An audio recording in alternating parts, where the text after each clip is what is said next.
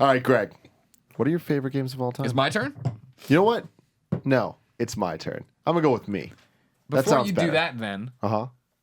I want to thank all of our patrons. Oh, there we God, go. you're This so is we smart. have 2 months of Patreon people to go through and thank you because we keep forgetting because we're so busy. So there's number one. Thank you. Thank you so for much. all of your support, ladies and gentlemen. Thank you. We love you very much. And thank you to all the new computers that'll be supporting us now that they're sentient. I don't know if they're going to support us. They're probably just going to kill us. They just watched your topic and had a ball. Did they? Yeah. Oh. Tweet at me. All right, I'm going to go. I'm going to hijack this, Greg. Okay. Can I guess your first two? Yeah. Crash Bandicoot, No. Pokemon Snap. Red and Blue. No. Pokemon All right. Fire and Ice. Good Lord. Pokemon Diamonds and Pearls. Diamonds and Pearls. No. Good Lord. All right. No? This isn't going to be in order. I'm just going to name my 5 games. As you could expect, a lot of them are Nintendo. Because Nintendo makes really good games. And there's the vast library to pick And there's a from. vast library. None of them 3DS. Honorable mention to 3DS, but none of the actual picks. Yoshi's Island. I will stand by that being one of the best, most creative 2D platformers of all time. You're going to put that above any of the These Mario aren't games? ranked. Okay. But above other Mario games, I mean, it's hard because they're different, but I'm not saying it's better. I just prefer it. It's my favorite. Okay. It's your jam. Because Mario 3, Mario World, my God, it hurts me to not put these on this list. But when I'm only saying 5, I feel like I would choose Yoshi's Island over those. Okay. Yeah. And, I've explained many times why. We did a Let's Play on it. We played for a long time. No, yeah. Like a 45-minute. It certainly played. You did the book club too. We did the book club That's thing. up on People like that. YouTube.com/FunnyGames. It was great. And I think that game gets shat on a lot. Or that's just not talked about. And I feel like a lot of people didn't It's ignored. It's ignored for sure. And I feel like a lot of people don't give it actually a chance. Okay. Because then I think that it was at the end of the Super Nintendo era when everyone was kind of moving on and everyone had already seen Mario World and it had the Mario World name in it, which pissed people off because they're like, this isn't Mario World 2. And it's not. It's really not. If they just called it Yoshi's Island, I think it would have got a better rep. But you know what? I'm down for it. It was the first game I ever beat. So that definitely, there's a lot of nostalgia factor in there for me. Sure. But I'd put that for sure, possibly at the top of the list. But it's somewhere in there. Bold. Yeah. Bold. Now, another thing that I think is easy to say is Super Smash Brothers. What's I harder, left that off my Which list. one? Yeah, That was choosing on my one. list. Melee. I would put So- Brawl on my list. Melee is the one that everybody would love to say. And it's everyone's favorite. And like, oh, it's more competitive and all that stuff. And I have amazing memories playing Melee. That was the first GameCube game that I had. I had the GameCube before it came out because came out 2 weeks later, which I'll never understand. But I remember just sitting there with the GameCube, waiting to play this game, holding the controller, imagining playing Smash Bros. And just the day it happened, I was like, oh my God, who are these Marth people? I don't know what's happening. But it was so good. And going back from that, like the N64 Smash Bros, like that was so many of my days. That was so awesome. many of my nights. Like that was just my life. Playing that damn game with 12 characters. Dude. And then for Melee to come and just blow it out 25 characters. It's Melee like, was... Well, I never played Melee. You missed out. I know. I had a bunch of friends that did. And it was one of those experiences where they had been playing for like 3 or 4 months before I got my hands on the controller, and then it was done. I was like, I can't play this game. These guys are kicking the shit out of me. I mean, Melee really took Smash to another level. Like, it took it to be hyper competitive. I mean, 64 was competitive, especially like in a bedroom setting of just like, I'm playing with my friends. Yeah. And like, we all got super competitive. And it's like, oh, dude, I'm better than you at Smash Bros. I'm better than you at Smash Bros. Everyone just uses fucking Kirby and throws incessantly. But like, Melee really kind of took it to that next level. Oh, this is deep. There is a fighting game in here. And it caused so much controversy. Is it a fighting game? Is it not? The fact that it even had that conversation says something about that game, you know? And everyone that had a GameCube had that game. Everyone loved it. Everybody had their main character they played and all these like different stories and stuff. But then Brawl happened. And a lot of the Melee lovers didn't like Brawl too much. They slowed it down a bit. The tripping. And there was fucking tripping. They intentionally made it a little less competitive. There's a lot of bad things about Brawl. But Brawl is my favorite Smash Bros. Brawl is the game. best. Really? Smash Brothers. Yes. Oh, Yeah, Brawl's really good. I still say, in my opinion, that having spent a lot of time now with the Wii U one, that the games just get better. I actually feel like the Wii U one might be my favorite one because it has a huge roster and it's fucking awesome. It has like all these stages and I think it's great. I think the games just get progressively better. I loved Melee when the N64 one I liked. I remember playing it and having a good time with it. It was like fine. I felt like the roster was a little limited. Melee was really special. I remember too. I got my GameCube, day one. I think I got like Luigi's Mansion or something. You had to wait a little bit. Mario. Maybe Eternal Darkness too. Around that time, maybe not. No, Eternal Darkness was next year. Game, yeah, Eternal Darkness was 2002, I think. So I think it was just Luigi's Mansion, and then I got smashed when it came out, and I was like, this is really a special game. But when I got Brawl on Wii, I was like, this game's clearly better than Melee. Like I don't understand like. Maybe not on a fundamental nuts and bolts thing if you're really competitive with the game, but I was like, I don't understand how this game isn't better than Melee. And now I'm playing the Wii U one, and I'm like, I don't understand how this isn't better than Brawl. Yeah, and I mean, I agree with you in that sense of like, I do now like with the Wii U one better than Brawl. It's just Brawl is my favorite because of time and place entirely. Like that was the game so Melee I had played with my friends, and then all of my little brother's friends had also played that game with their friends, but I didn't know them then. But then when Brawl came out, it was kind of like this really nice, like cross-generational thing of it was his friends, my friends, like all these different people playing this game because we'd grown up with 64, we'd grown up with Melee, and Brawl was kind of just that like next level thing of just we're gonna play now we're this adults. Shit. Yeah, let's all play of this us game are adults. Together. Let's play this game, and man, we would just get so into it. And it's like none of us were good to the point of being able to say, "Oh, I like Melee better because it's faster" and all that stuff. But it's like good for the people that believe that, and that's why I think for us we don't care because we don't get it on that level. We're not you know competitive. What I mean? Like the Brothers. wave dashing doesn't make sense to us, and like all that like. We don't give a shit about the frames of attacks. Like we don't understand that. We just know. Seth Killing I like kind of using. stuff. You like using Link. Blue You have a Tuning couple Link. combos you do. You know what I mean? Like you have these things, but you have so much fun doing it, and you can play against a pro or an idiot and still have fun doing it. And I think that's something special about Smash Bros. Because it's not fun playing Street Fighter against a pro. Sure, good Like, point. It's That's just a good point. not. But then with the Wii U one, it's like I could never put that down as my favorite, just because I put countless hours into Brawl. Whether it was me and my friends, me and my little brother's friends, or coming to IGN, and Brawl was like the freaking bee's knees, man. Years after its release. So Brawl came out in 2008. Yep. And I started IGN in 2010, I think. So two years later, and we were still playing it like every day for a while. Yeah, we I remember we played it. We unlocked all the characters at first because we had the Japanese version. And so we had unlocked all the characters on one specific version. I think it was Mark Ryan's Japanese, and then he had it on his Wii. And it somehow got lost in the transition from the old office to the new office. And then we found it, and then it got lost. And I remember like being almost heartbroken. We had to go back and play through and unlock all the characters. And then Mark Ryan's like, "Dude, I'll do that in like half a day. It's not a big deal." I'm like, "Oh, cool."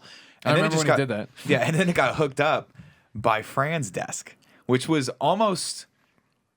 It was almost too perfect because Fran, as everyone knows, he's a consummate workaholic. Like he never stops working, but he's also never at his desk. And so it would always piss him off at the end of the day when it would be like 5:30, 6 o'clock. And I would go over to Pereira and be like, Pereira, or I would actually send him notes or IMs, or I would take pictures of signs that just say challenge ? And just send them to him. And he'd be like, God damn it, Scarpino, I got work to do. I'm like, I'm your boss. You get the fuck over on that Brawl system right now. We just play some Brawl. And it was one of those things where it literally united almost the entire company to a certain degree, because people from accounting would come down, people from engineering would walk over, random freelancers would come over, editorial people that I'd never really even talked to would be like, "Oh, I play, yeah, I'll get down on that." And then every single one of them would end up hating me after they played 3 rounds with me because I'm the most annoying player on the planet. But Brawl really is a time and a place, and it's probably one of the games that I've played most of my entire life. If you can actually count the hours, it probably is the longest I've ever played a game, and it's absurd that game was that old and we were still playing it. But it's fun. Yeah, I mean, It's Smash Bros. In general, playable. it nails the one more match mentality, where it's just God, like, yeah. all right, we'll just do one more, and then it's 6 a.m. and you're like, fuck, one more. Oh, dude, people like Pereira, I've many times has missed his train because of that. Yeah. But he's like, dude, I have a train, like it leaves in 5 minutes. I was like, bro, we can get in. He's like, I gotta walk. I'm like, run. You run. We play one more round right now. And he's like, fuck, all right, let's go. I think one of the defining moments of our friendship was when your wife was out of town, and you hit me up. You're like, Tim, D's gone. Yeah. Bring your Wii to my house. We're playing Smash Bros. I'm like, all right, let's do it. I go to his house with Alfredo. We just start playing, and then all of a sudden he's like, should I call Pereira? He calls Mike Pereira. Mike Pereira fucking taxis over. Like, we just fucking played all night. What was hilarious about that was that I was yearning. I love that experience of Because it really is. When you have someone that's super good at it, like you're talking about, if someone's competitive at it, it's not fun. You need people that have kind of grown up with it together. So I know exactly how you play. I know how these guys play. I know if I'm having a good match, if I can beat one of you guys or not, or if it's just time to just relax, who gives a shit, and have fun and choose another character and do what they got to do. But that night specifically was hilarious because remember you got there and I had just gotten this brand new 50-inch Panasonic. Lord. Jesus, Kevin just He didn't hit anything. he pushed off that table and the whole thing swayed at like a 30 degree and came back and I'm like, I just don't understand why he has to. He physically like causes waves in the air with how he moves. He's like Superman. It doesn't make sense. In Man of Steel, of course. But that night was hilarious because y'all came over. I just gotten this brand new 50-inch plasma and I didn't realize that I had the connectors for the coax. Yeah. The component. Component, excuse me. And so we ended up playing on a 32-inch Samsung monitor and That's 720. why you invited us over, is because he had this brand new TV. Yeah. So we're like, we gotta break this in. It's gonna be fucking Yeah. beautiful. And then it's like, oh fuck, the Wii doesn't have HDMI. Like we can't connect it because we didn't have the freaking thing. And he's like, fuck, it's not in the box. Like shit. So we were so pissed. So he literally gets this tiny little TV and we put it in front of the big TV. Yeah. And we didn't give a fuck. We sat and Doesn't played. fucking matter. We played till like And 1 it o'clock. wasn't until like a week later that you found out that it was like your Where wife was put it it? somewhere. Yeah, The Panasonic TVs at the time, and I don't know if they still do this or not, but they had a Dongle. It's a dongle basically that you plug into a port. Basically, I don't know if it's an HDMI port or a proprietary port that has the 3 colors that come out of it. Yeah. And I didn't realize that.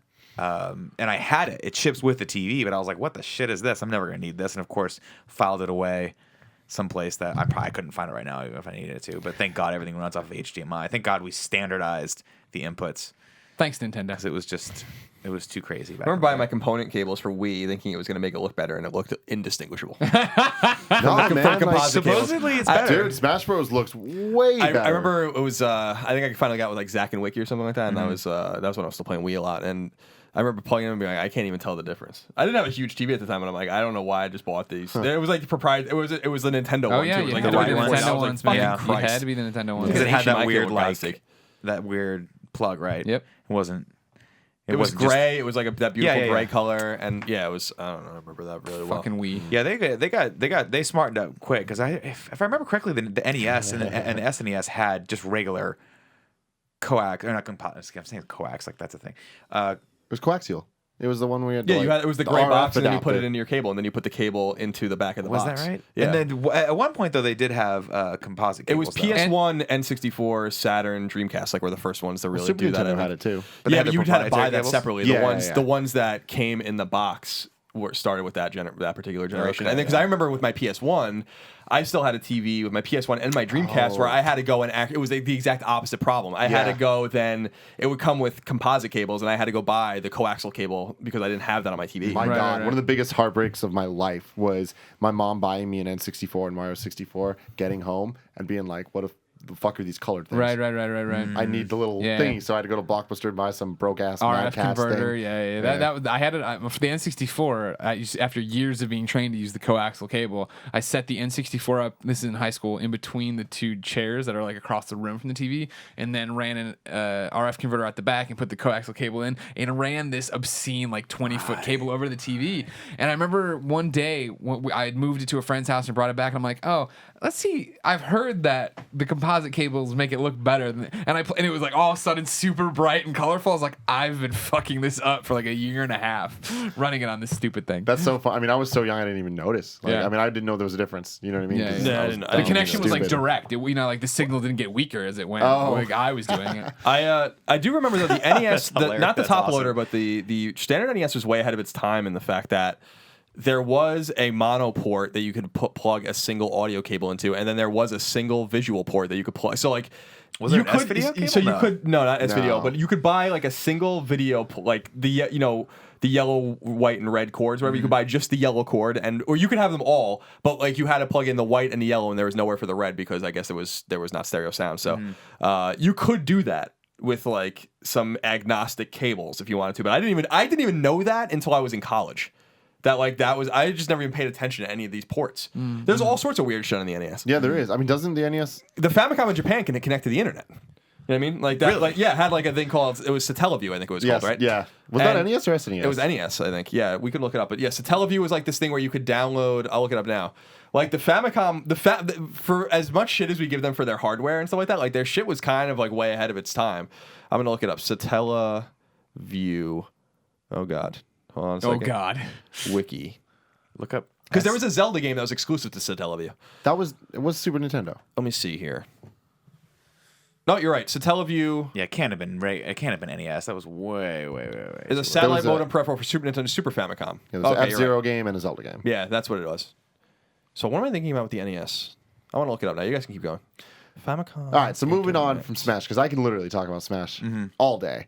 Oh no, yeah, there was there was a Famicom modem. There was also another one? It was a that Famicom not modem called- released in 1988.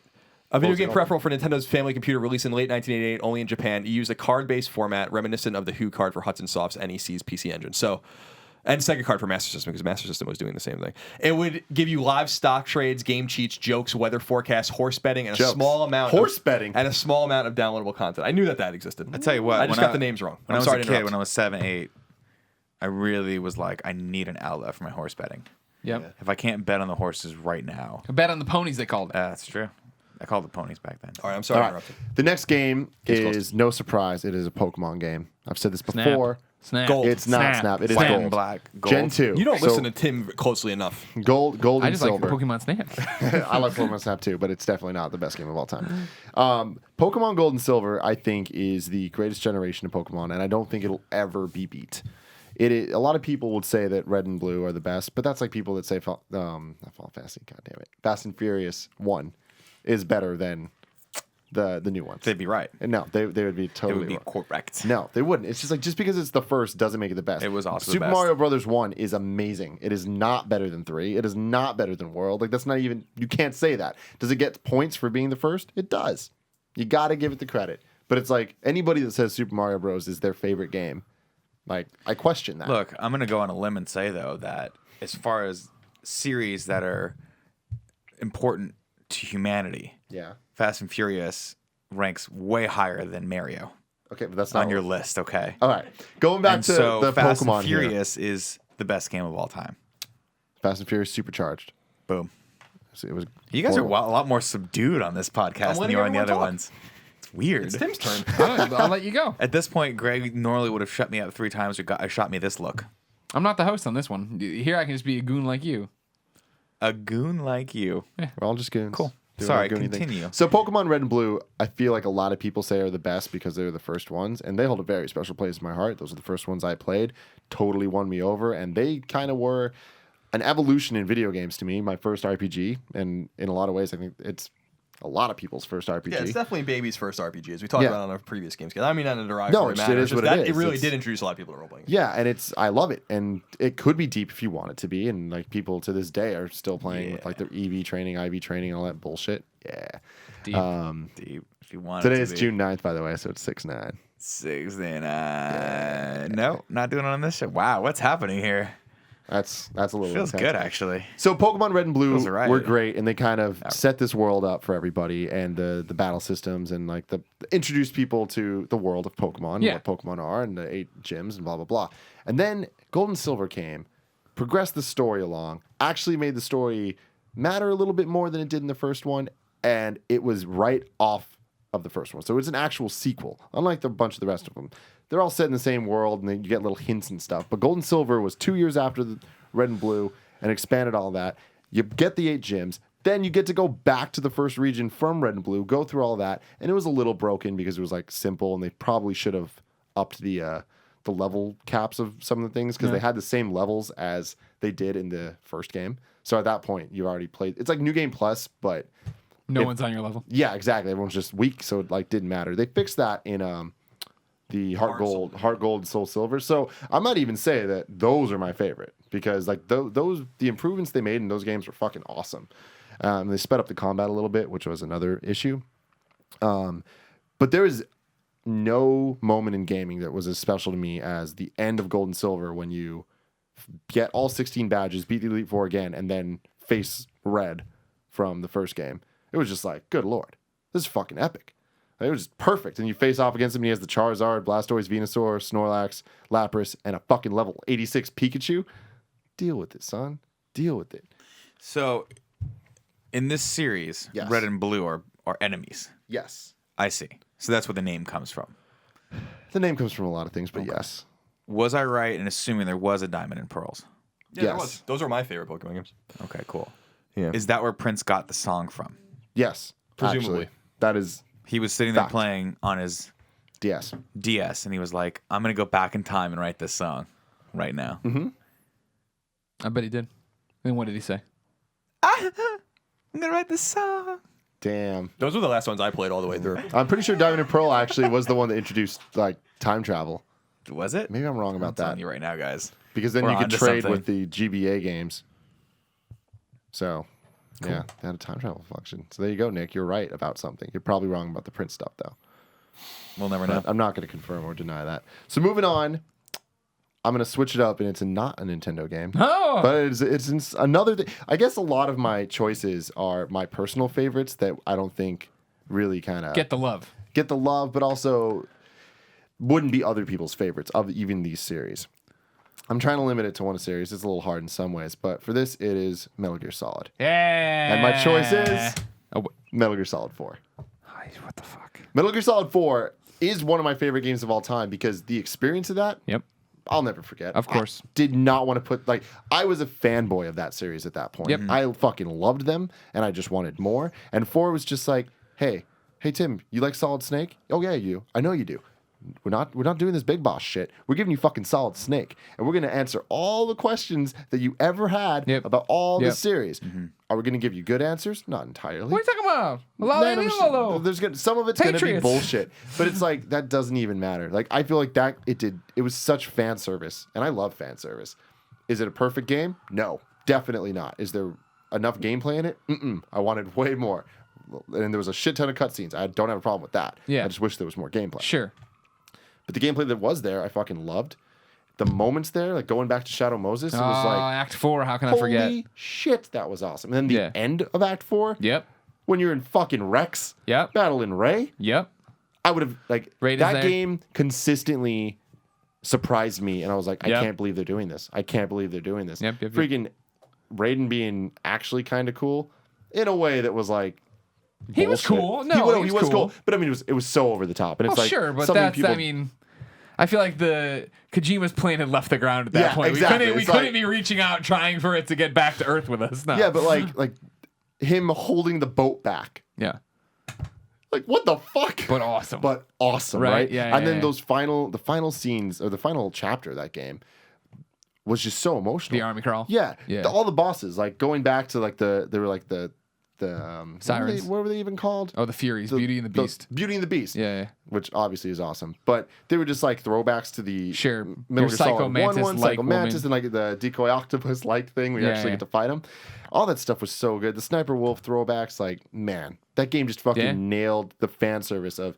It was just like a here you go, fans of Metal Gear. This Yeah. is a next gen experience. This is something that's fucking special, and that you're gonna like. I couldn't stop thinking about that game when I'd be away from it. Yeah. I want to just keep replaying it. I'm like, good lord, I don't want this to end. I remember thinking that constantly the entire time, and the whole microwave scene. I'm him going crawling through. Yeah. Like I actually, that- I actually remember that. I watched, like I said, I've told this before. I watched Jeff Haynes play that Entire game. the entire game. Yeah. I had to capture it, and I was sick as a dog. And he got to that place, and I actually was like, I've never played a Metal Gear game, emotional at that scene, because it's the music, and it's Yeah. like he's crawling, and then he falls, and they're like, get up, and he's like, and then what is the song that was playing over it? It was like, I have the Uncharted theme stuck in my head right now. Nope, that's Drake that. comes in and helps. He's like, hey, what's up? I have a lasso. I don't know. I don't know why. what song was playing at that point. It's It really might have been "Here's emotional. to You." The like, whatever. That might have just been the credits. But anyways, I'm gonna look it up. that Do it. that whole game was so special. And then the end, the final fight with Liquid, where it kind of goes through Right, the battle yeah, styles of oh each my one. God, that it's was just so like there's good. so many moments, and then the game ends, And it should have ended. and then it didn't end, and it comes back, and it's just like, what the fuck? Like it just kept giving you shit. Yeah. Oh man.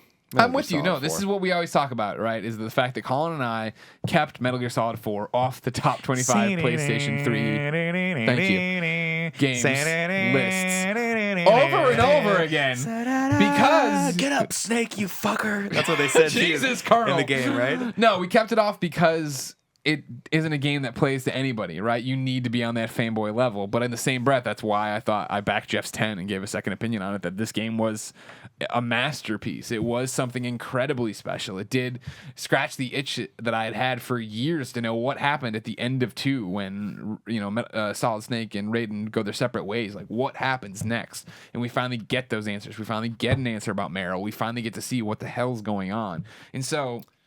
you're talking about your favorite games, right? And so is it the best game or whatever, but you're talking about a favorite experience. Like stem to stern, I loved that game. You know what I mean? It took me 3 nights to beat, and then that second night I always tell a story at 11 o'clock. I was so tired from being up so late the night before that I'm like, I'm going to go to bed. And then they're like, you have to go. We're going back to Shadow Moses. And it was like, and I was awake till 2. You know what I mean? Playing all of Act 4 because that's what I love the most. And him falling asleep in the plane and then waking up. And then, Good Lord. The whole game is like totally designed to be a love letter to us, you know, from Kojima, from Konami. And that was meaning to go back to it at some point because Metal Gear Solid I love, and Metal Gear Solid 2 I think is that's my favorite one. Fantastic game. And then when I played Metal Gear Solid 3, I was like, there was something about it I immediately didn't like. I played it for a couple hours. I was like, no. And then when I played Metal Gear Solid 4, I was like I played it for a few more hours. I'm like, no. Like I don't. There's something not right about this, and I never played it again. And I feel like maybe I probably never will, but maybe one day go back to it because Metal Gear Solid and Metal Gear Solid 2 are so special. And in my mind, I don't think it'd beat really. So I'm interested to see what's going on with Metal Gear Solid 5. But I respect people that like 4. It's just I played the game for a few hours. I'm like, this is not Metal Gear. This doesn't feel like Metal Gear. It doesn't look like Metal Gear. Well, that was the thing. I was like, that's one of the things I really didn't like about it. Tim hit it that he never knew what to expect. It was a departure from Metal Gear. In every one of those segments, I remember being the motorcycle chase or the sneaking in when you put on the young Snake mask, and then the actual, when you had the octo camouflage and you actually were fighting in the battlefield. Like every segment felt incredibly different, and that could be disjointed. It's a disjointed feeling, but as an experience, I liked what they were driving at. Yeah, I remember there was so many points, like in addition to the ones I've named, like the motorcycle chase and the boss fight when I think you were in London, where you're in the tower and then the flying ones it's flying outside, around and blowing the tower up, and it's like bits and pieces are flying off. Yeah, I remember specifically being there and being like, I can't believe I'm actually playing this. Like, I can't believe this is a video game. I can't believe this is real, and that this is like I'm playing this. I'm not just watching it. And like, it's very rare you get those feelings. Yeah, you know. And again, it was my first game on last generation. Like I was really late to PS3. I got it the day. Like I got my PS3 with that game. Yeah. And man, Gunmetal Gray. It was fucking good. So damn good. All right. My last pick is Super Mario Galaxy 2. Okay. I think it is the pinnacle of 3D Mario games. And I tried not to have multiple things from the same franchise, but 3D Mario, 2D Mario, very different. Very different. And Mario Galaxy 2, my God. That is a 10 out of 10. Like that is, I think, out of all the ones I just said, it might be the best game of my favorites. Because it's flawless. It's so fucking good. It's so fucking fun. It's so creative. The every level has some different twist and some different like design choice and the gravity and all this stuff. It took everything that Mario Galaxy 1 made and it just gave a little bit more. And I think all the additions were great. Like Yoshi and all. It finally gave us Yoshi in 3D and it was fun. It was good. It wasn't just fucking juice bullshit from Did you practice that? Oh yeah, I do it all the time. Yeah, I do that, and I'll respect that choice. That's really good too. Yeah, Galaxy 2. And Galaxy again, a lot of people will say Galaxy 1's better. And it's like, honestly, that's not even a hill that I would die on. Like the two of them are so good. They're amazing. To use a Colin parlance. Yes. That's me. You're making it better. Yeah. That's me. But You're making him a better man. Those games are so good. I want an HD collection so bad because like those are some games that I actually really want to replay. And the funny thing is, you can go back and replay them. They're beautiful. Yeah. They're standard definition, but they're fucking beautiful. You still have to do this? Yeah, you do. But like, I don't think that the Waggle was bad in that game. Like, I don't think so either. It was intuitive. That was one of the few games where I was like, this is fun. It's not a big deal. It just fucking worked. I want to give shout outs to Tony Hawk's Pro Skater 3, which I spent so many hours in. And Thug. No, not Thug. Portal though, like man, that's a real experience game. Portal's a hard one though because it was not very long. It was a great experience. Nothing needs to be long. It was beautiful, but it really was one of those like in and out. That was great. That's awesome. Yeah. And I don't think that. And when they did, I know I have to go. But I don't know. It's hard to put that on the top list. Mm-hmm. You know. I mean, I don't think it's hard. It's like I was gonna say, yeah, it's not bad. It's not that hard. like, as an experience, like man, and like I would also say Journey, like as an experience, those things are I'd put on there for sure. And I have to in some way mention Guitar Hero. Like I'm not sure which one. I think if I had to choose, it'd be 3. Van Halen. Oh, No, not Aerosmith? Was there an Aerosmith one? There was one. But Guitar Hero 3, it's like that was such a great game, and I had so much fun with it. Like I would say it is one of my favorite games of all time. But I already went over 5. But fuck rules. seemed like you All had a lot. Yeah, I have to peace out. I love you guys. you got a meeting. Bye. Not pee out like you do on the Game Over Greggy show every day on YouTube.com/kindafunny. Blowing it up. I might be back. We'll see how long this goes. All right, see you. Have fun. Thanks, gents. Bye. Bye. Nick Scarpino, everybody. It's a wrap on Nick.